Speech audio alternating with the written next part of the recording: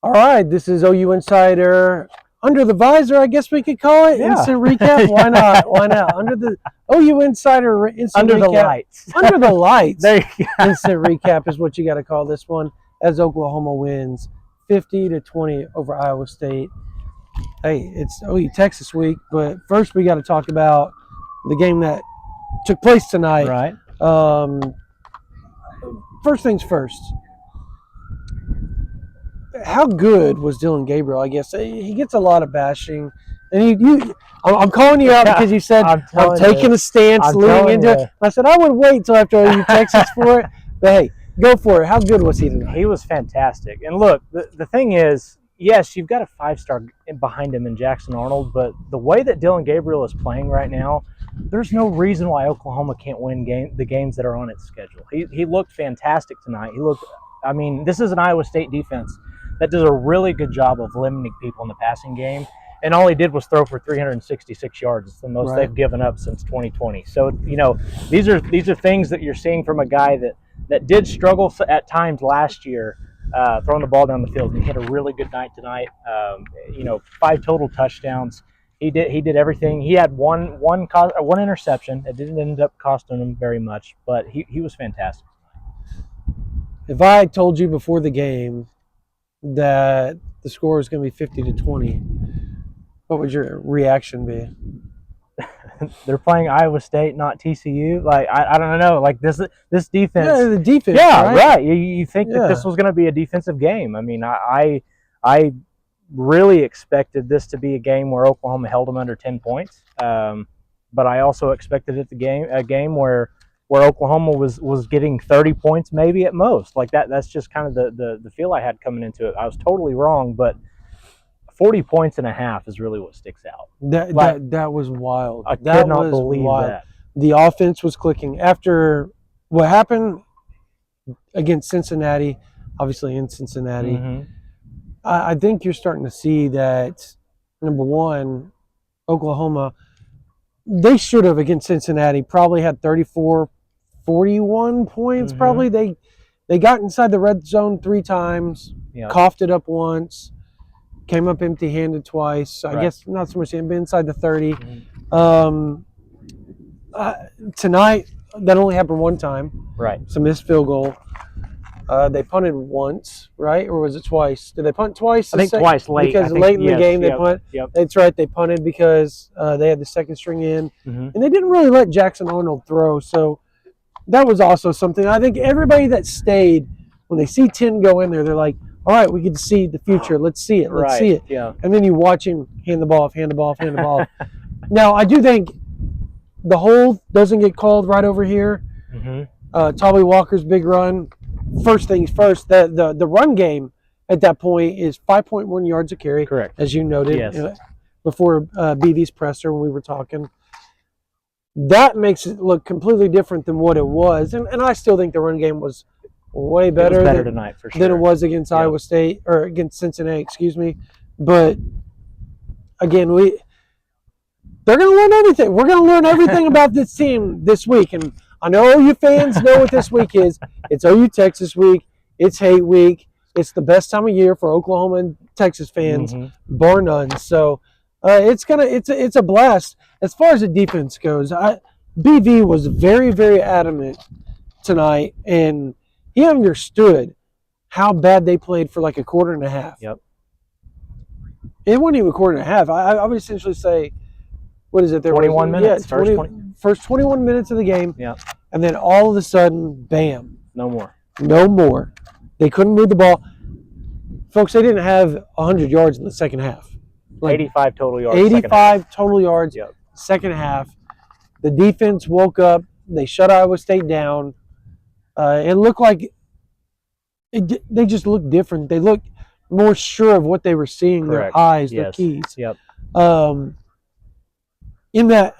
guess what stood out to you in the first 21 minutes that caused that offensive breakout by Iowa State, and what eclipsed that afterwards? I think you kind of touched on it right there with their keys, being more sure in what they were doing, because it really seemed like in that first 20 minutes Matt Campbell and his staff did a really good job of trying to confuse Oklahoma and make them choose keys, what they were wanting to do versus what they needed to do. And so you saw them really, you could tell in the passing game, as BV talked about the layers in the passing game, when it looked like guys were maybe going for interceptions, you had guys kind of lost in what they were supposed to be doing. There was a play here where Key Lawrence, he just seemed lost in what was going on, and it ends up being 7 points. Oh my God. And it's one of those things where you get your guys over here on the sidelines, you settle them down, you say, look, this is what we've talked about in practice all week long. Right. Just remember what you're supposed to do and don't get caught up in the eye candy. You'll be fine. And obviously, the next 39 minutes, it was just that. I mean, Oklahoma looked like the defense that we'd seen the previous 4 weeks. Okay, this may be me, and I know because I saw on Twitter some of the fans, and I kind of thought the same thing. Billy Bowman intercepts the ball, third play of the game, house call, right? Oklahoma's defense comes back on the field, and they're hyped. Yeah. They start getting punched in the mouth a little bit. Do you think that is what caused the outbreak with Iowa State, was kind of a big head and then punch in the mouth, and you're kind of punched in the mouth. You're kind of dazed and confused. You're up against the ropes, and you either got to come out swinging or they're going to put up 50 on you as well. Is that how you looked at it as well, or was it just as simple as keys, eye candy? No, being disciplined. I would say, at the very least, and I said this to Parker after the game, the air was completely sucked out of this stadium on that first touchdown pass. Right. You could tell immediately that it just felt different in here. And I think that maybe to some of those guys that were here last year, there may have been a split second of, here we go again. Here we go. Yeah. Like, and I think the difference was, and this is another thing that BV talked about, is you've got players now that are saying, Coach, get out of the way. I can do it. Like, let me lead this team. And so when you have guys like Danny Stutzman that have taken their leadership to the next level, I think that's where you say, okay, calm down. Like, we're fine. We've got this. Right. This isn't last year. And, after, 5 minutes through the second quarter, it looks totally different. So I think a lot of it was, here we go. And then, never mind. No, we got this. We're good. We're good. So it was good. It was a good rebound for the team, because a lot of times you don't see that happen within the span of 60 minutes. So it was a really good rebound for the Sooners defense. Okay, so real quickly before we player the game from him on offense and defense, BV made note and was asked about Danny Stutzman. He said he's fine, good to go. I asked specifically about Javonte Barnes and why he hasn't touched the field the last 2 games. He said he's dinged up. They can't put a read on it. They can't figure it out. Like, he's healthy, but he's not.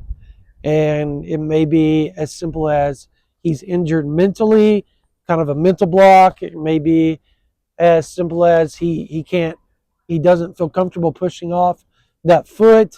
There's a lot of variables that they're looking through, but they're trying to get him over the hump, he said, trying to get him through all this. And he didn't say all that, but he said it in a roundabout way, like, we're trying to figure this thing out with him. Like, he's injured, but he's not. Right. Type deal. So there's hope that maybe in the next week or two, I don't foresee it against Texas. I think what you saw is what you're going to get. I do too. And you're going to get a heavy dose of Marcus Major and Gavin Sawchuk. And they've been waiting on 2-7 to come out. This was kind of the precursor that they were looking for with him, in hopes that it becomes much more as he gets more and more comfortable with game speed, conditioning, all that type of stuff. All the stuff we've been saying on OU Insider. Conditioning. That's been his biggest issue up to this point after he became 100%. So outside of that, it seemed like a clean bill of health for everybody. Yeah. As far as the Sooners go. Heading into OU Texas, unlike last year, so I don't expect a 49-0, but you never know in this game. You never know. And I know that hurt. I'm sorry. But joke's a joke. It was awful. But it happened. It happened. All right, real quickly. Offensive player of the game, defensive player of the game, and why? I think the easy answer would be Dylan Gabriel offensively. So easy. But I'm not going to go there. I'm actually going to give you a twofer, and I'm going to say Nick Anderson and Jaden Gibson, because no. One on each. One on each. Okay, well then I gotta give it to Jaden Gibson then. The effort after the catch was that's just something for a kid that struggled with confidence. last year. To come into this year and do what he did early on, and then to build on that in a big position and a big spot right now, Right. it was great. I felt really, really good about that. I know that was that his only target on the night. Let me look.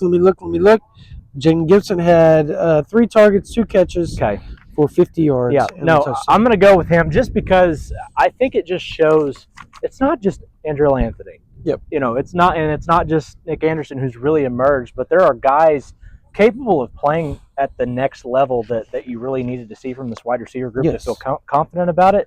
And I would say at this point through 5 weeks, something that looked as potentially a weakness coming into the year, definitely not that. I would say it's a strength of this team right now. Defensively, man, let's go. I mean, this is easy for me. This is easy. Okay. His biggest play was on special teams, but he also played really well defensively. I'm going Peyton Bowen. See, that was my prediction going into this week. And I said he was going to get his first career interception. Yeah. He didn't do that, but he made another punt block. He had another big play on special teams. And the guy, and when somebody asked him about that, Brent Venables just said, he's a football player. Like, that's exactly what it is. Yep. And so when you have a guy that can do the things that Peyton Bowen does as a freshman, as cerebral as he is and understands the game, there's just not a lot of guys out there like that. So I'm going to go with him as my defensive winner. Those are 2 really good ones. Okay, I'm going to take the easy one. There you go. Super easy. I'm going to go Dylan Gabriel because I think I think it's a slap in the face if you don't take him after the stat line he had today. Here it is. He was 26 for 39. He had 1 interception. It was a miscommunication between him and Jalil Farouk, and I remember watching them walk off the field. He was upset. And Dylan Gabriel was berating Jalil Farouk, just absolutely berating him, telling him what he did wrong on that play to cause that interception. Regardless, the throw wasn't that great either. But as a quarterback, if you expect somebody to be somewhere, they dang sure better be there. And they weren't. He wasn't. But he was 26 for 39, 1 interception, 366 yards, 3 touchdowns on the ground. And I believe he had 3 touchdowns through the air, 2 on the ground. Yep. 5 on the night. He also ended the game with 43 yards rushing in obviously 2 touchdowns, 4.6 yards a carry on the ground. That was the night of all nights for Dylan Gabriel.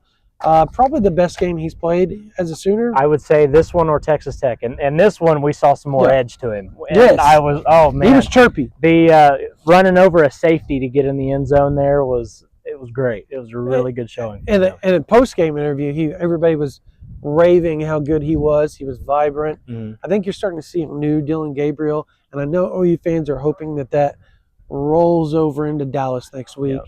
In a very, very big way. All right, on the defensive side of the ball, I think it has to be Billy Bowman. Yeah. Pick 6 to start the game. He finished with his stat line. He only had 3 total tackles. He had a 44-yard return, and that was about it for him. I get it. That's not the greatest stat line, but I think he set the tone for everything, the way the game started. And I know there was a lapse in between, but his leadership, the way that he plays on the back end of the defense, those big plays, I know one of them on that slant where I believe he ran into Jaron Kanek. Yes. Unsure who that was on or who should have been there. Doesn't matter.